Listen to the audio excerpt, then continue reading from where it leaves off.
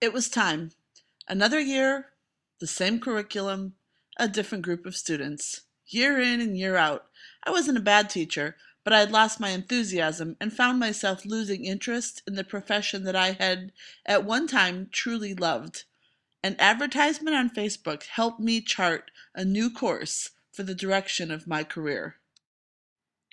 In August 2011, I embarked on a journey. Webster defines a journey as a passage from one place to another. A more perfect definition of this past year couldn't be found. Through the EMDT program, I made the journey from being a techless teacher, afraid to try technology, to fully embracing the use of technology to engage and motivate my students in the classroom. Even more satisfying is that I was able to implement an action research project that included my peers, many of whom who were stuck in the same place as I was. The result? A journey that produced several teachers willing to travel with me in uncharted territory. Teachers committed to learning to use technology to bring our pedagogy to a higher level. Oh my, that first week was a doozy. I seriously doubted my ability to successfully complete this adventure. Then the possibilities and potential started taking shape. As I toured Second Life, I began dreaming of the places I could take my students. No permission slips necessary. Brain-based learning helped me awaken the learning senses of my students. Our learning environment has forever changed. I learned how to blog, yet another avenue to reach students and their parents. And then perhaps the most beneficial aspect of this EMDT program, my fellow travelers and now my friends. I take this moment to say thank you to the two best critical friends and now forever friends. I couldn't have made it to this point today without the support that each of you provided. One active board, two active boards not being used. Dun dun dun. This is a real crime against kids. The first leg of my journey found me stripping the posters off of the active board in my classroom. We found that many teachers had access to active boards, however, they weren't being used. I plugged it in and my students were hooked. Starting with something as simple as taking attendance soon yielded to lessons that transformed my students from observers to active participants in the learning process.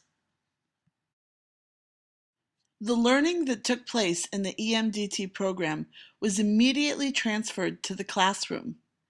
The learning I was experiencing directly benefited my students, along with the students of the teachers participating in my AR project. It wasn't long before technology was being utilized to engage students on entirely new levels.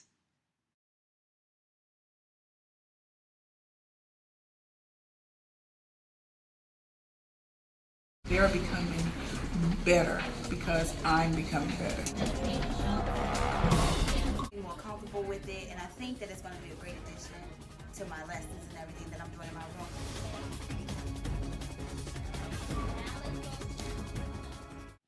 And then we discovered that there was even more technology than just using the active boards. We used iMovie to create movie math. We made podcasts to build fluency. The possibilities were endless. Our students were completely enthralled. Down below the toilet seat lives a nasty little beast. He likes to give young kids a scare, then eat their underpants and underwear. This creature will only attack late at night, then when all is black, so when you have to go at night, don't forget, turn on the light. Even something as simple as introducing music as a means to teach content principles got my students interested in the process of learning. When students took ownership, their learning was authentic at any grade level.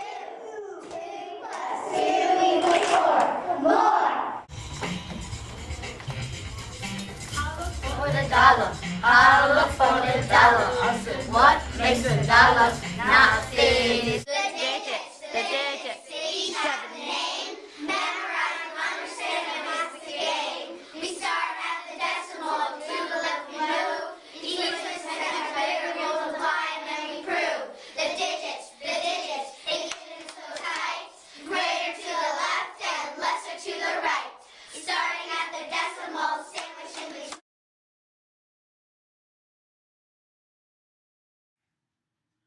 The ADDIE process helped me to visualize, organize, and capitalize on my AR project. Following each step helped me produce a quality piece of work that benefited not only me, but each of the teachers that participated and the students whose instruction improved because of this action research project.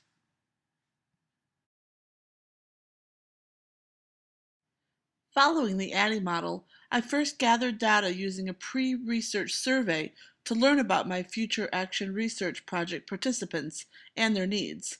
After analyzing the data, I was able to begin designing my project.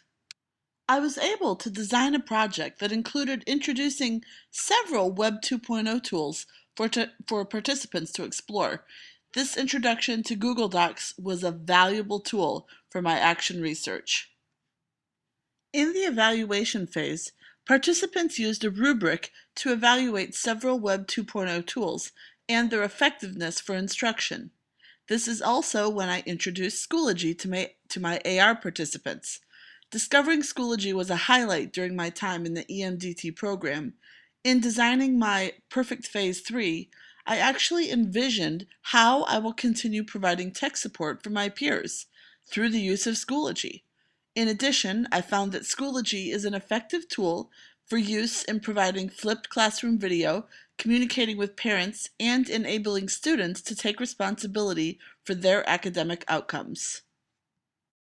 I love the fact that I can use Schoology to find all my assessments in one location.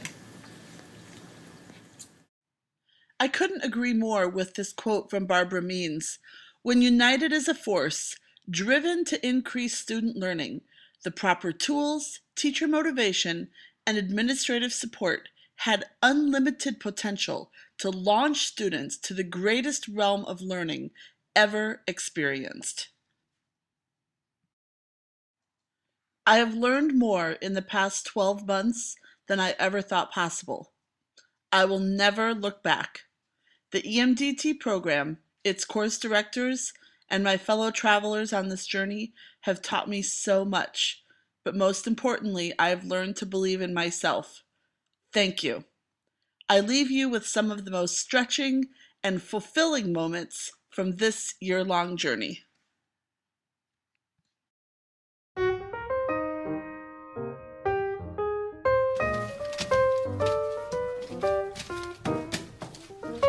What's the phone, Elijah?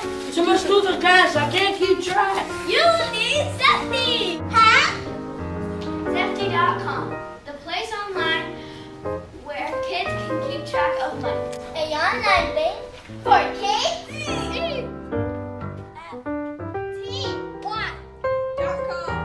Zepti! I'm on it. Debt. I don't pretend to understand the good kind versus the bad kind. I don't pretend to understand the economy or how it works, but I do understand debt. Appropriate, isn't it? That it's a four-letter word, and one that, if you're suffering from it personally, is every bit as awkward as dropping the other kind of four-letter word, say like in church. I know, because I'm there. I'm buried. I'm drowning.